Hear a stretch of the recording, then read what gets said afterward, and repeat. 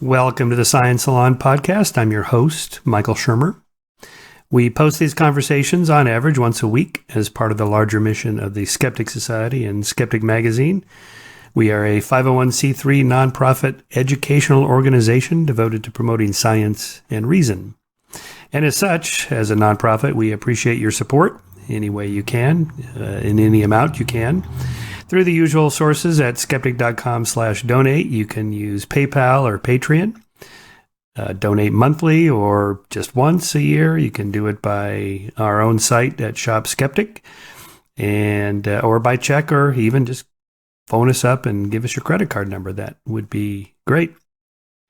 So my guest today is Adam Higginbotham. He is a New York Times and the New Yorker essayist, and he's also written for Wired, GQ, and the Smithsonian. He lives in New York City, and as you'll discover at the end of this podcast, he's been working on this book for the last 4 years, so he hasn't been doing much essay writing or article writing, as he's been devoted to this one project, which I can relate to.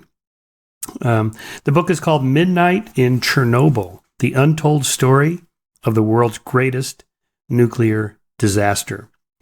And it is a phenomenal read. And as I found out in talking to him, he has sold the screen rights, and they're going to make a major motion picture about this, which doesn't surprise me because the book reads like a novel. It reads like almost like a science fiction or adventure, because it's an amazing story. I lived through that. I remember when that happened, but I didn't know all the details. And in part, nobody knew the details because of the secrecy of the Soviet Union that didn't want to tell people that the Soviet nuclear program was badly managed. Anyway, so Adam gets into all that. We talk about mostly about Chernobyl, a little bit about how nuclear power works. How do you get energy out of atoms and convert it into electricity? Whose fault it was, the design or the engineers or the managers that were running it, the problems with the Soviet system and its secrecy and lies, the role Gorbachev had in navigating his openness, his glasnost, with letting the West know what the dangers were after the disaster. And then we talked just a little bit about current politics and what it's like to write a book like this. And we did have a few technical difficulties with the internet connection. We kept starting over a couple times and changing browsers, but I now have a studio here, a professional studio in Santa Barbara. I'm going to start using from now on just to improve the quality. So we appreciate your comments on that, but hopefully there won't be any more technical difficulties after this one. So with that, I give you Adam Higginbotham. Try that. Okay, continuing with the story. I guess as I mentioned, one of the things I really enjoyed about the book. One of the things I really enjoyed about the book was the narrative style, almost like a novel, in which you provide great detail about the characters. How do you do that? Like, how do you know he was sweating when he had this discovery, or he was yelling at the underling beneath him, and so on? Well, the easiest way to do it was by talking to people who, I interviewed around 80 eyewitnesses, I think, in the end. So people who were there at the time, people who are in the room, people who are in the building when it exploded, people who are in the control room, as well as experts and scientists and stuff like that. But so I could ask them, how they felt. People was looking out of the window. What did you think when you saw that the reactor was just flying in around the building on the ground?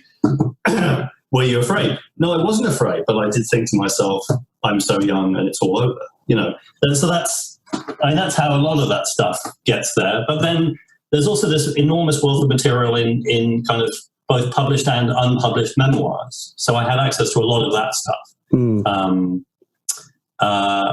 And so between those two things, there was a lot of material. So it's all based either on things that people told me themselves or things that people had written down themselves, in which they explained how they were feeling at the time. Beautiful. Well, it came out really, really well. It would make a great movie. Have you sold the screen rights yet to it? Yes, I did. Really? Good. Congratulations. Yes, I did. In fact, before I even started work on the book manuscript. So, I mean, honestly, I'm amazed that there hasn't been a drama. There's a bunch of documentaries I found online. None of them were all that good, but I was surprised that there hasn't been a drama. Something like a 3 Mile Island, movie that Jane Fonda was in. That one. Oh, you mean like the China Syndrome? The China Syndrome. Yeah. I mean, there was like a movie of the week, which was made about Robert Gale, the American doctor who went to work on helping the victims in Moscow after the accident. But no, there hasn't been. I think partly because people kind of it was a combination of people either forgetting about it and or thinking that they knew what happened. I mean, because one of the things that I was surprised by when I really began kind of talking to people about what they witnessed was how little I understood of what had really happened and how incorrect a lot of the stuff that we in the West thought we knew about what had happened proved to be. Yeah. So, and before we get into the disaster itself, walk us through how a nuclear power plant works. How does nuclear fusion or fission, in this case, produce electricity and so on? You have a nice chapter on that for those of us that don't know that much about it.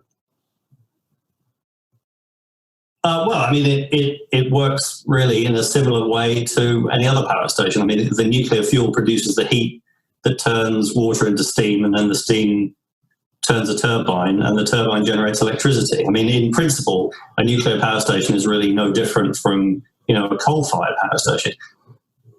Sadly, there are a lot of complexities in how the nuclear fuel creates the heat, and that was a mistake a lot of the energy workers that worked at Soviet nuclear power stations made, is they were schooled to think, not the nuclear specialists themselves, but the electricity industry workers were schooled to think that really, in principle, a nuclear power station wasn't much different from a coal-fired power station or a gas-fired power station. Right, but the key here. I lost you again, Michael. I know we had a little bit of breakup there, but let's continue. And if we still have more trouble, we can try Skype. Okay.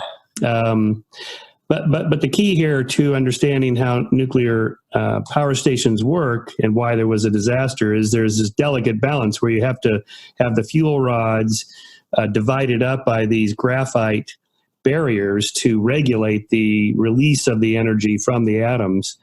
And that's where that test failed in Chernobyl, right? Well, the control rods move in and out of the reactor in order to regulate the growth, the rate of growth of the chain reaction. And there are many reasons for why the accident occurred. But one of the principal reasons is that the reactor was this Soviet design, which was filled with numerous design faults, which his designers knew about well in advance of the accident, decades before. But didn't do anything to rectify them, and indeed kind of did their best to conceal them even from people who worked in the nuclear industry. Right. I would imagine one of the difficulties of putting this story together is all the secrecy surrounding the disaster immediately after and for decades, I suppose, until I don't know how you got how those reports were finally released or who released them, but it was well into the 90s before we even understood what really happened, right?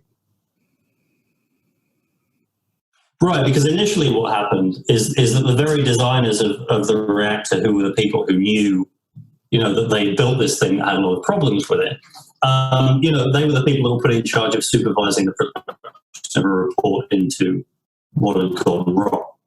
And so they did their best to place all of the blame at the feet of the reactor operators who were in the control room on the night of the accident, and to, allay and bury as much of the information that there was about known faults with the reactor as they possibly could. And so the initial report that came out in August 1986, it was a whitewash, but what happened was everybody in the West was so accustomed to this colossal secrecy surrounding the Soviet nuclear program. The very fact that this huge team of Soviet nuclear specialists turned up at the head of the International Atomic Energy Agency in Vienna in August '86 and presented this enormous report. And the scientists who presented it, Valery Legasov, spoke uninterrupted for 5 hours. And people were so wowed by the fact that they were apparently open and forthcoming about the details of what had happened that they just swallowed the whole thing whole. And it wasn't until, as you say, the early 90s that there was a subsequent report done as the USSR began to open up and the secrecy began to be lifted, that nuclear specialists not in thrall to the Kurchatov Institute and the Ministry of Media and Machine Building, who were the two agencies which, were responsible for creating the reactor in the first place. These other specialists produced a report which made clear exactly what the causes of the accident were. But that actually didn't come out until after the collapse of the Soviet Union. But by that time, most people had kind of either forgotten about it or they were more interested in, the disintegration of this vast empire, which was a much bigger story. Yeah. So really the fact that there were all these other causes and it was not entirely the responsibility of the control room staff, that just kind of got lost in the mess of the disintegration of the Soviet Union. Yeah, so, and I was surprised to learn, because I guess I just didn't know, that there were actually 4 nuclear reactors at Chernobyl, and it's just number 4 that failed. Right. And then I was shocked to read that they just reopened the other ones and just kept going. Absolutely. And I don't think the last one was closed down until 2000. I just can't imagine they could put a barrier up to stop the radiation from leaking, but I guess that's what that huge sarcophagus did. Well, they put a barrier up that made it safe enough that you could work there for a limited time. Because the 4 reactors were built in a row, in the chronological order of construction. So, at one end of the plant was reactor 1, then there was 2, then there was 3, then there was 4. And 3 and 4 were built back to back, essentially as part of the same building. So when 4 exploded, it was no longer feasible to operate number 3. But 1 and 2 were all the way down at the other end of the plant. So it was easy to clean those up. And the people who were put in to kind of put the plant back together again and decontaminate it and then run it again immediately after the accident, told Moscow that it was just much too dangerous to try and decontaminate reactor 3 and get it going again. And it just wasn't worth it. But they were, in many ways, I think, more interested in propaganda in the electricity that reactor number 3 generated. So they insisted on pressing ahead with getting it back online again. So ultimately they did keep running all 3 of the other reactors at the plant. I mean, they kind of needed to keep it running simply because that was the source of electricity for so much of that area of Ukraine. I think for those watching this on video, you can see what a catastrophic explosion it was. It just lifted the roof right off and broke it up into huge pieces. I mean, that's a hell of an explosion. Sorry, you cut out a bit for a second there. No, it was a hell of an explosion. There's one estimate suggests that it was the equivalent of 60 tons of TNT. So it was a huge explosion. Right. So I remember when this happened, I think it was a Saturday morning, right? It was super late Friday night. It was like 1:30 in the morning or something like that. I think it didn't leak out to the American press until maybe Monday or something like that. I remember hearing about this and rumors about, the China syndrome and all that. And, this could waft over Europe and across the Atlantic into America and so on. Well, it wasn't that bad, but in reading your book, I see that much of, I guess, the way the wind blows, it would just kind of went north into Norway or Sweden, and then parts of Belarus and some serious. Well, all over northern Western Europe, really, by the end, because the releases from the reactor carried on for 10 days at an extremely high level. So by that time, wind currents had carried the plume north and then back round again. So it kind of swept round into France and Germany and Czechoslovakia, and it blanketed all of Europe.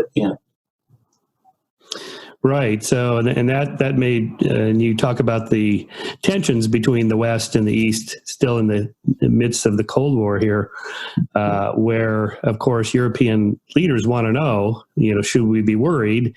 And Russian, Soviet leaders not so willing to tell exactly what happened because of just state secrets. It seems to me that much of this was due in part not just to technological problems, but political problems. No, I think that's absolutely right. I mean, in sort of discussing the causes of the disaster, it's the kind of, I think the proximate cause were these design faults, and then the fact that the operators themselves were just overconfident and were accustomed to having, being able to kind of just cut corners and push. This reactor seemed so robust to them in many ways, and so idiot proof that they could cut corners and they could do things that maybe they shouldn't, but they'd get away with them, and the reactor seemed quite forgiving, even though it could be unpredictable and capricious. So there are these two proximate causes: the design and the operator's behaviour. But the real roots of the disaster are just in the Soviet system. I mean, I don't think it would have happened in the way it happened in any other political regime. Right, just too much red tape and bureaucracy and well, too many lies, really. I mean, the problem was that the Soviet system was run with these twin polarities of untruth and secrecy, which don't help when you're trying to run a nuclear energy industry. Right. I remember Feynman's famous line after the space shuttle disaster, in which he concluded his report to the government that nature cannot be fooled by political machinations like that. Right. It's going to do what it does regardless of what you say it does. Right. Well, that was exactly the problem with them trying to cover up the fact that it had happened in the first place. They thought that they could keep this leak of radiation behind an iron curtain. Obviously, atmospherics were not going to play their game. Right. Yeah. So okay. So the mighty explosion happens, and then the cleanup. So I mean, somebody made a sketch that you included, which was nice here, of people vomiting as they go in to work for 5 minutes or 30 seconds or however long you can last, and then run back out. That it's just staggering, just the risks to the people involved in the cleanup. It's just unfathomable for just regular people that have normal jobs that what they went through to try to salvage this. Yeah, I mean, it would be great to be able to say, in retrospect, that it was just the Soviet Union that was unprepared to deal with an accident of this scale. But the truth is that, nobody anywhere in the world had contemplated how to cope with cleaning up after a nuclear accident like this. So there was it wasn't as if technology existed, in the United States that they could easily have put on a big plane and flown over there and it would have helped them out. There was nothing to do except in some cases to use human beings to try and clean the stuff up, or at least that's what they thought at the time. I mean, the fact is that many physicists now suggest the sensible thing would just have been to have withdrawn and left it to its own devices for as long as it took for it to become safer. Oh, really? Wow. But instead, they just flew helicopters over it and dumped in sand and lead and concrete or whatever they could throw in there. Sorry, I missed that. Yeah, so the initial cleanup was to fly helicopters. Yeah, we're still getting, Adam, so the initial cleanup was to send helicopters.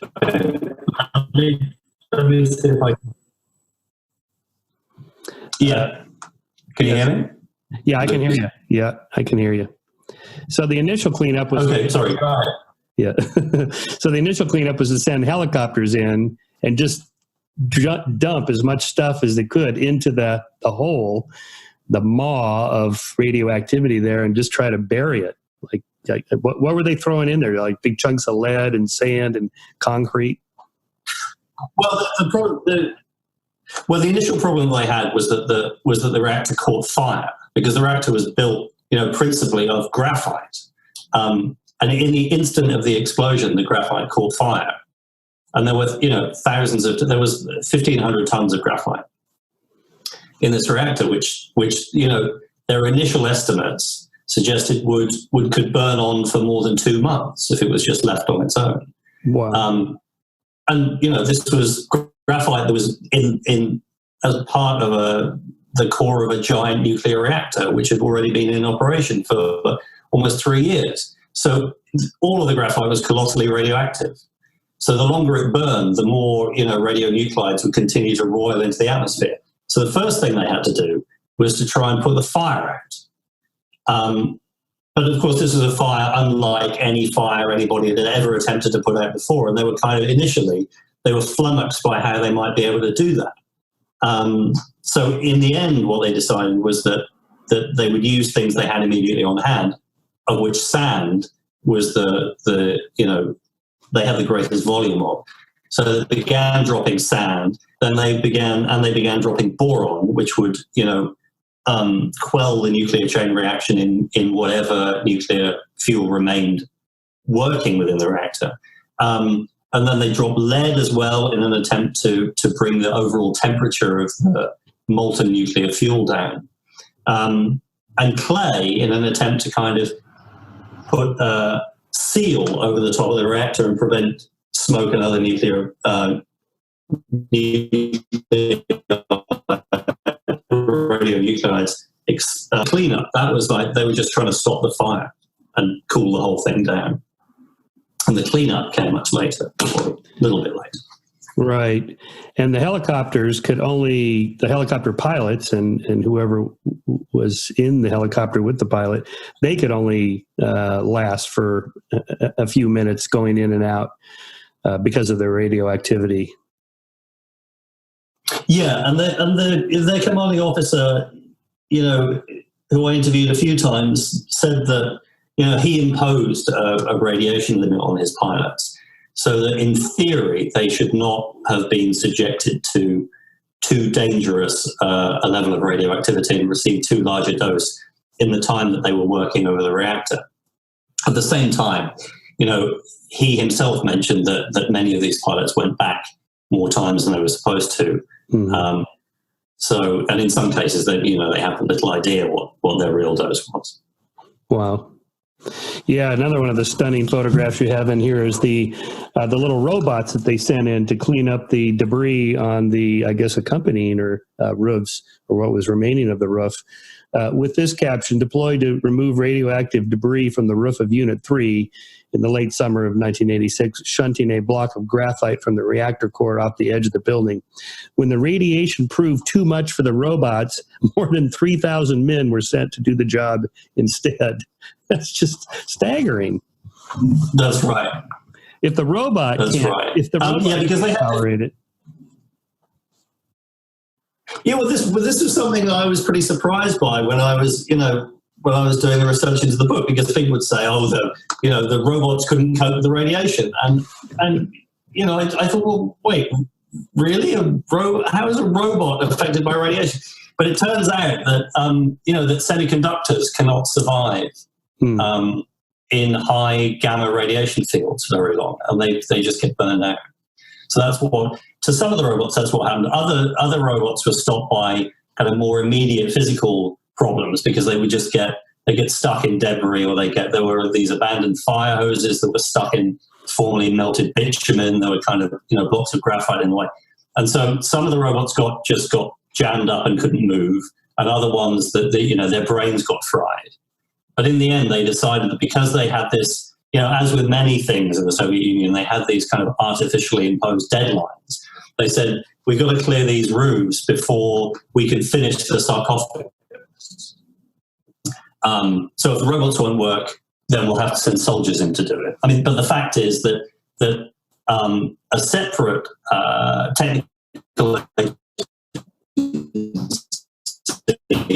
had figured out a way of removing debris from the roofs using these giant pads of rags soaked in glue that they would drop onto the roofs from helicopters, and the debris would stick to the pads, and then the helicopters lift off and tear away the debris and go and drop it somewhere else.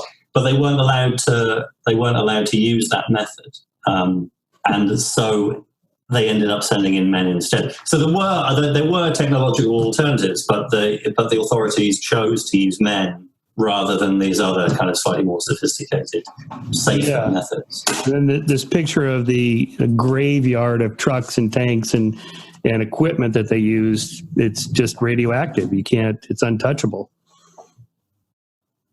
Right. Although I think those graveyards are now empty, and I'm not entirely sure what's happened to the... Oh, really? Oh, so... Yes, they probably got sold for scrap metal or something. Well, this is the thing, is you see all these photographs from 86, 87, and 88 of, these trucks and armored cars and helicopters stretching as far as the eye can see. But if you look at photographs of those areas now, they're completely empty. And I'm not entirely sure what the fate of those, valuable lumps of scrap metal was. Well, I remember when all this happened, and people were saying like, "Oh, you're not going to be able to go to that area of Ukraine for 10,000 years because it's going to be radioactive, and part of the Earth is now ruined forever, and so on." But in fact, the so-called Forbidden Zone, or whatever it was called, wasn't that bad, right? I mean, people went back there. Well, I mean, I think there's a few hundred peasants who went back to live, or either went back to live or never really left at all, sneaked back in immediately after the area was evacuated, whose presence living in their ancestral villages within the exclusion zone is now kind of officially tolerated by the government.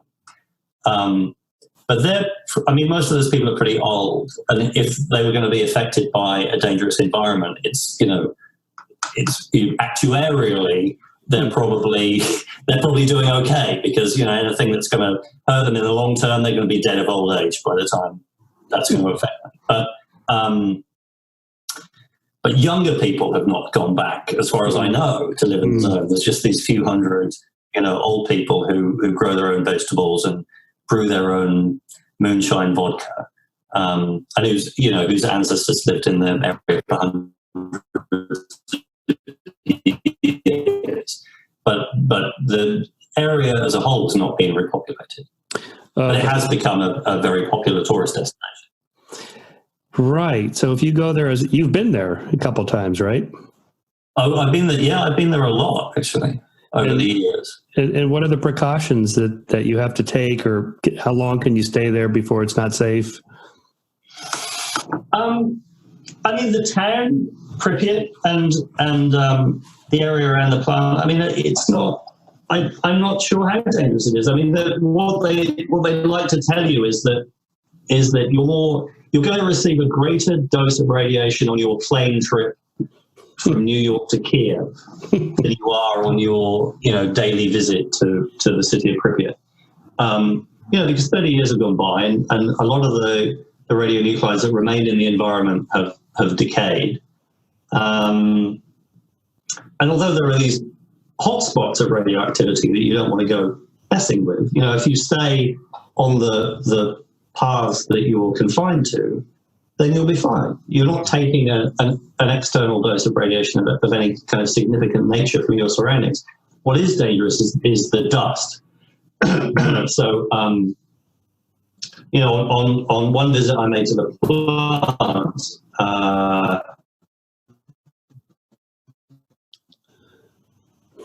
I was they have a big kind of conference room, sort of the giant 3D model that they used to roll out for visitors during the Soviet times. And our guide was giving us a kind of presentation on how the whole thing worked and how it had changed. And I had a backpack with me, which had my notebook and my voice recorder and stuff, and I just put it on the floor. And the guide looked at me and stopped what he was saying and said, "Don't do that. Don't put anything on the floor." Whoa. Because there is dust everywhere. You don't want to, so when you're in the plant, you wear shoe covers and a white coat and a hat to cover your hair, but it's just to protect you from the dust. It's, your external dose is not that significant. So, and I think that holds true throughout the zone. It's just not, as long as you don't go into the places where it's particularly contaminated, it's not very dangerous at all. How did this crazy idea that drinking vodka is going to protect the workers? Is that just kind of an old Soviet idea because Russians love their vodka? It's not just an old Soviet idea. If you go there now, if you go to the zone now, people will tell you to drink vodka or red wine. Red wine. Okay. Which is something I tried once, but we'll never try again.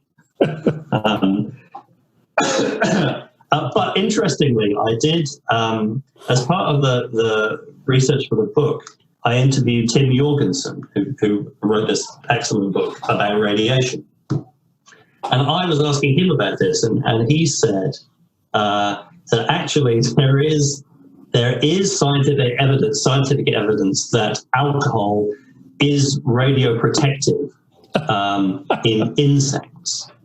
Oh. And he sent me a copy of a paper in which someone had fed beer to mosquitoes and then subjected them to doses of radiation and discovered that it did actually protect them slightly against radiation.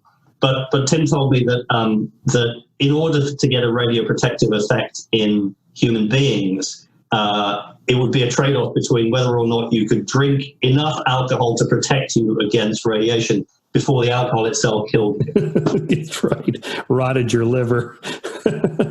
Yes. Really yes. So I think it's certainly, it's a widespread idea. It remains a widespread idea in the former Soviet countries. And there's a protagonist in the book who to this day swears that the reason that he survived and his colleagues did not is that he was drunk when he went to the accident scene on the night.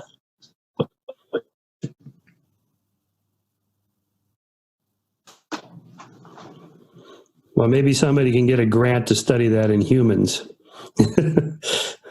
But I'm not sure. Sorry, I missed that one. I said maybe somebody will get a grant to study that in humans, alcohol and radiation. Although I'm not sure what the control group would be. So let's talk about for a minute the implications of this event for the downfall of the Soviet Union. I mean, this was 1986. The Berlin Wall comes down in 1989. The Soviet Union is gone by 1991. So it does seem like it played some sort of role, and Gorbachev is trying to navigate that glasnost openness in the middle of his colleagues wanting to keep all this a secret. All of that seems to have played some sort of role. Yeah, I think it played two pretty significant roles. One is that the state was already financially overburdened, and although the total cost of attempting to contain and clean up and pay for all the stuff that was lost as a result of the Chernobyl accident, as a portion of the USSR's GDP was not that great. It was just another kind of open wound that the Soviet Union had to endure over this period. At the same time, they were paying to withdraw troops from Afghanistan. They were coping with, a reduction in the amount of hard currency they're getting from abroad for oil. So it did have some financial impact in the long term.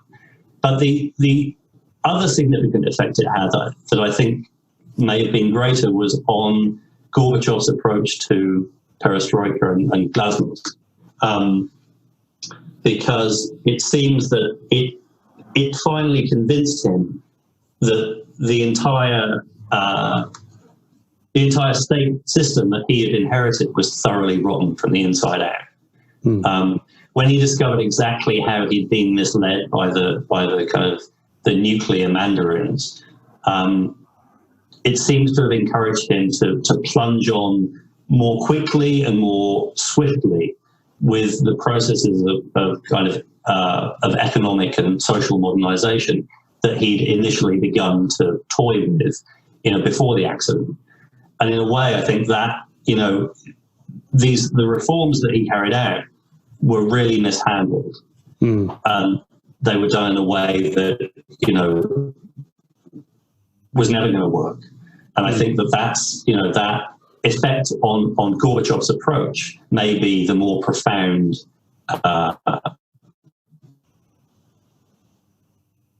effect that Chernobyl had that contributed towards the end of the empire. Right. And they never really did evolve into a liberal democracy like the people in the West had hoped would happen. What are your thoughts on Putin and where Russia is today? Kind of a big question. Well, I was going to say, that's definitely outside the scope of the book. Yeah. Well, I don't know. It seems pretty clear that, Putin's invested in going backwards as much as possible. It seems like that. I mean, he's annexed Crimea. Would he want to annex and take Ukraine back as well? Well, given that Poroshenko has recently announced that he intends to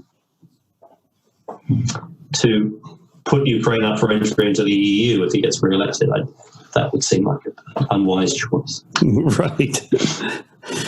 So, what is the state of the Russian nuclear power or Ukrainian nuclear power, whatever? Did they learn from the disaster, redesign the new units to not have these kinds of accidents again? Well, what they did immediately after the accident is they modified all of the remaining reactors of this model, of the RBMK model, and then stopped building any further ones soon after that. But what's interesting about the kind of the long-term future of the Soviet and then the Russian nuclear industry in the wake of the accident is that they turned lemons into lemonade, because what they said was, we are the nation that has experience of the worst nuclear accident in history. So if you want to know how to deal with and prevent nuclear accidents in the future, we are the people to come to. So, there's a whole chapter of the book that is about them dealing with the terror that they developed of the China syndrome, of the molten fuel melting through the bottom of the reactor vessel into the earth below. They expected, some of the scientists believed that there was going to be this massive explosion that was going to be much worse than the first one, and they're going to have to evacuate hundreds of square kilometers of territory around. And what they've come up with since then is the concept of the core catcher, which is I think it's a concrete plate that is constructed in the ground underneath the reactor and designed to prevent this very eventuality. So if there is a melt through, then the molten core melts through the bottom of the reactor vessel, but then it gets stopped by this kind of backstop device that's built beneath the reactor vessel itself. And now they market this worldwide as a nuclear safety device.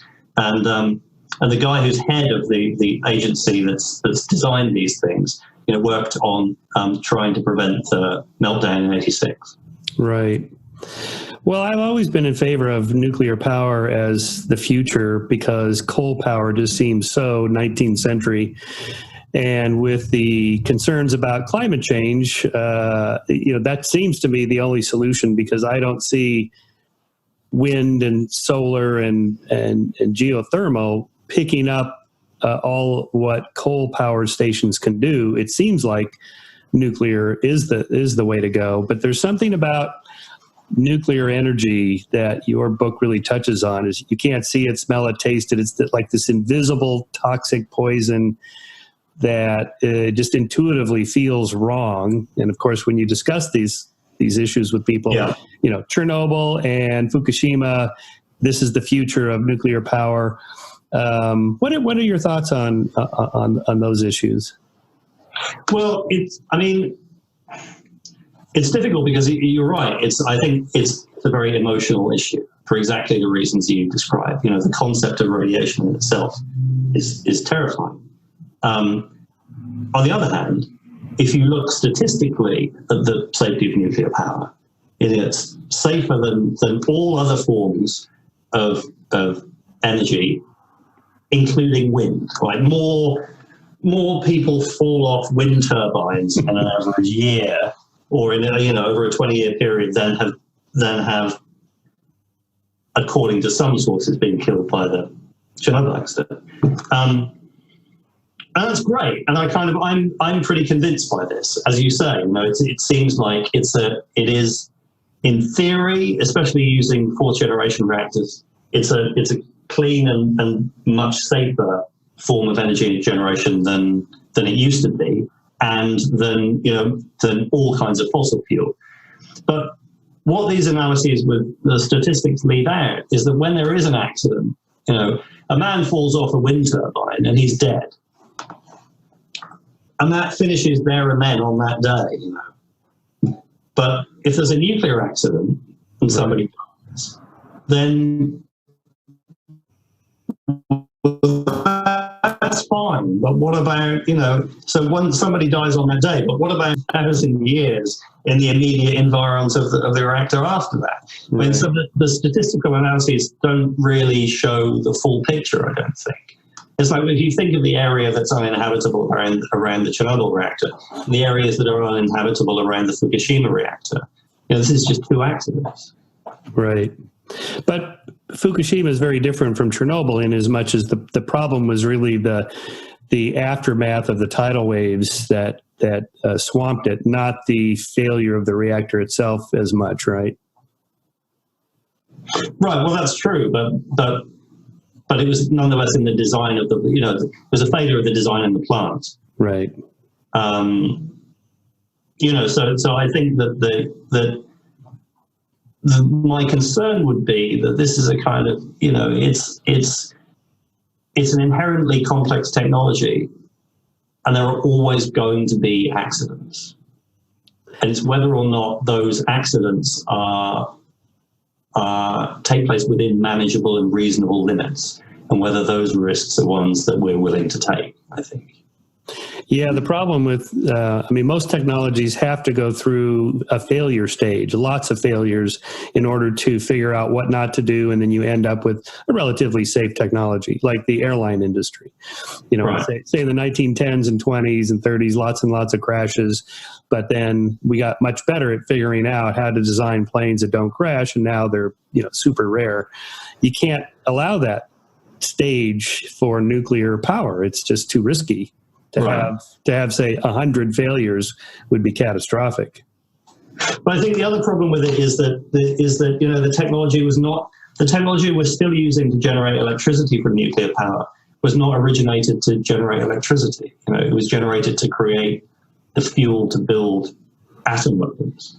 And it's one of those kind of, it's like that joke with the punchline, well, I wouldn't start from here if I was you. If you were setting out to build a nuclear reactor to generate electricity, you wouldn't use, a PWR or an RBMK or any of these things. You would start with completely different principles.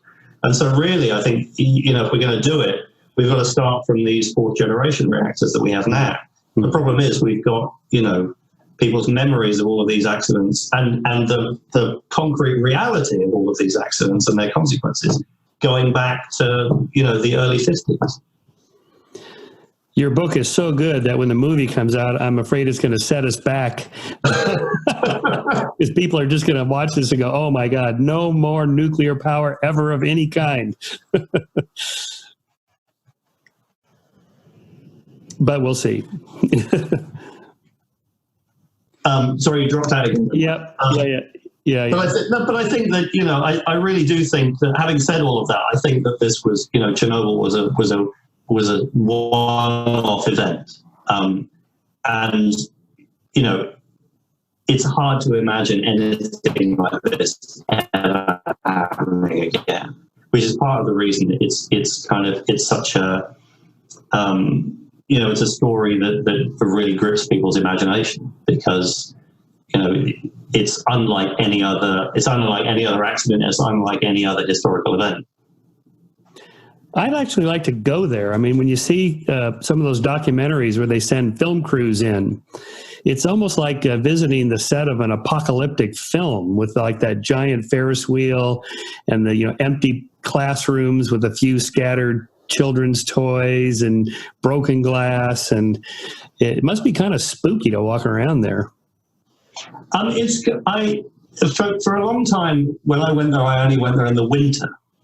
And then a couple of years ago, I went there on, I don't know, the 30th or the 31st anniversary of the accident itself. So it was late, it was early spring, and it was an unseasonably warm day. And it was very beautiful, and it was very peaceful and enjoyable to spend time there, because the place is overgrown with these huge trees.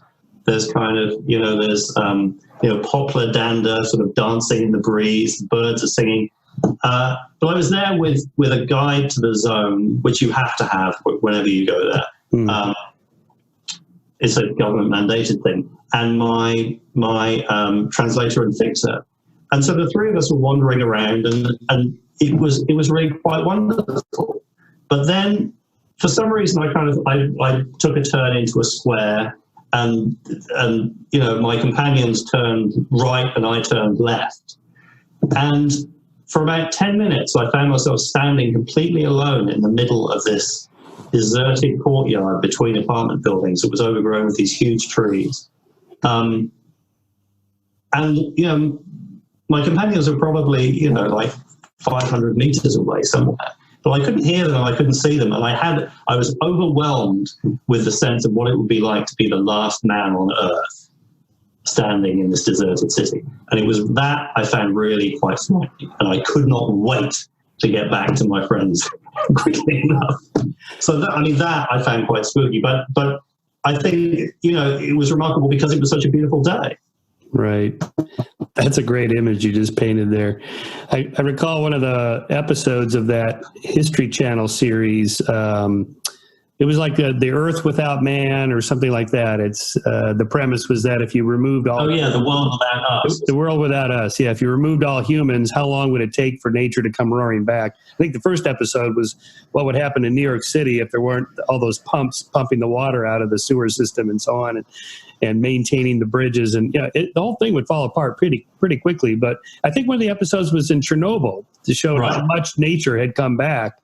Not just plants, but also animals, right? Yeah, I mean, there's a lot of quite, I think, rare and possibly endangered wildlife has returned to places in the exclusion zone. So there are now wolves and birds of prey and owls and things that didn't live there before, because it was an industrial zone, and the forests around the area were farmed. And people went hunting. The Ukrainians are extremely, enthusiastic hunters and fishermen. But I think that, it's very appealing to think that, this is this kind of Gaian concept of nature triumphing in the face of radioactivity. But I think that really all we can say for sure at this point that it demonstrates is that, mankind is more poisonous towards wildlife than radioactivity is. I don't think it's because, radiation is good for the animals and the plants. It's just that, men and mankind are a lot worse. Weren't there some stories about, just monstrous animals that were discovered because of the radiation, but these were myths? Well, there's a very famous story about calves being born with 6 legs and these I think sheep being born with 2 heads. I can't remember, but at the time, Soviet scientists insisted that this was these are more likely symptoms of the misuse of fertilizers than of radioactivity. But again, the fact is that the Soviet approach to the environment was so reckless that it's really hard to choose. It's like, well, are these birth defects caused by proximity to gamma emitting debris from a nuclear reactor explosion, or from the fact that the environment has been poisoned for decades by the overuse of fertilizers? I don't know. But there was certainly a lot of birth defects reported in animals immediately after the accident.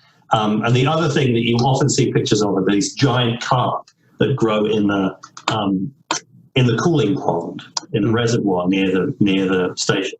But again, I'm not sure that that's the result of radioactivity. I think that's the result of the fact there's nobody with a fishing rod going in there and taking them out before they get that big. Right. Yeah, and so the book ends with something of an eulogy for the people that died, most of them of probably radiation poisoning causing cancer, of the main actors that you talk about in the book. And that was a very moving tribute. And also it was kind of disturbing to what extent some of these guys were held accountable when they probably shouldn't have been, really just kind of finger pointing away from the Soviet system and toward the human error element. Yeah, no, I think that's right. I mean, the director of the station, Viktor Bruhanov in particular, who not only took the majority of the blame, but felt that it was his duty to take the majority of the blame. His life was utterly destroyed by the accident. But he's an ambiguous figure because he was a Soviet manager. He pursued the goals of the party. And although he was apparently pretty well liked by people that worked for him, the couple of occasions I met him, it was hard to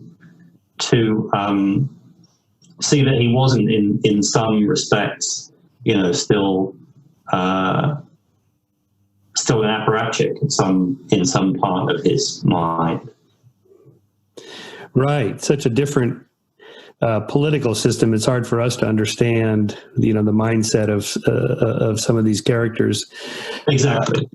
Which is why your book is so good, in terms of like just transporting yourself into this situation and in the minds of these people, which is why I like the kind of detail you provided of what they were thinking, where they were standing, what happened to them afterwards, and their lives and families and all that stuff was very moving. So I would encourage people, don't wait for the movie, get the book. The book's probably going to be better. The books are always better than the movies anyway. So again, congratulations on the book. It's Thank you. Beautifully written, beautifully produced. And what's next on your plate? I have no plans. I've been working on this for so long. I think I don't really want to think about what I'm going to do because I've kind of I've devoted so much time to this. I've got used to living with it, so I haven't given it a thought. But you're still writing for the New Yorker, the New York Times, and so forth, right? Michael, I haven't written any other journalism or anything for the 4 years I've been working on this book. Yeah, so, I know what that feels like. It's all right. It's good. And the landscape has changed pretty markedly since I started. You mean because of social media and all the different electronic magazines and so forth? I mean, it's hard for writers. Yeah. It's hard for writers to make a living now. I think so. So I've been lucky to be working on this book. So now I plan to be working on another book. Yeah, that's probably a good way to go. One of the discouraging things to me about as a writer is, you put a lot of work into, say, a 5,000 word essay or an op-ed piece or something that maybe takes you a few weeks or a few months to research and write. And it appears in the journal or the newspaper. It gets posted online. You get a little traffic for a few hours or maybe a day or two, and then it's gone. because there's like 20 other really interesting, well-written and researched pieces that replace it and sort of bump it down the scroll. And as much as I like consuming all those other articles, I always feel bad when mine gets up there and then gone. And then I think, well, this guy, he put all this work into this piece, and then it's only up for a few hours or a few days before no one's talking about it anymore. That seems to be a changing landscape for writers. That's true. Again, a great argument in favor of books, which stick around for a little bit longer. Oh, I think so. I'm a big fan of still physical books. Even though I consume a lot on audio because I live in California and we drive a lot, so it's a good way to consume content that way. But I still just like sitting outside with a book and a cup of coffee or a glass of wine or something, and reading newspapers. But I'm an old guy now, so I don't know what the future holds. I can't imagine physical books would ever be replaced, or maybe even go much below 50% of sales. Audio, ebooks versus physical books. I think physical books will be around for a while longer. I hope so, because I'm like you. I don't really enjoy the e-reading experience. I don't do any e-books. I just do audio and then physical books. But yeah. Well, Adam, thank you. I'm sorry for a few of the technical problems, but we'll clean those up. And thanks for coming on the show, and congratulations on the book. And I'll let you know when we post this. Okay. Thank you. Thank you for having me. All right. Talk to you later. Bye-bye. Thanks.